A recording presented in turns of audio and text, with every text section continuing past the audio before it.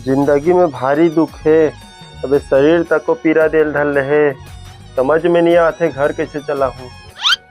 बाबू को gas cylinder सिराने वाला है, दाई तो भरवाबर खातरी। ले अब मरद बाचा, गैस सिलेंडर के रेट वैसे आसमान छुआ थे। बाबू का तिमल गच का भी नहीं देखते जुगाड़ बताओ। पता न रे का जुगाड़ है। बोगी में अपन घर में 3-4 टीन सिलेंडर लाएगा, एक आर्टिकल बस काले था।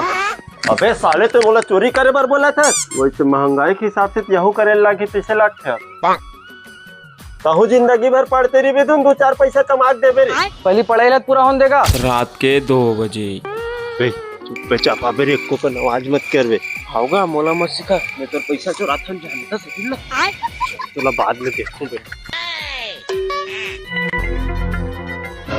से वो खोलिल देख, मैं खोलिल देखा था कहाँ रखा है सिलेंडर।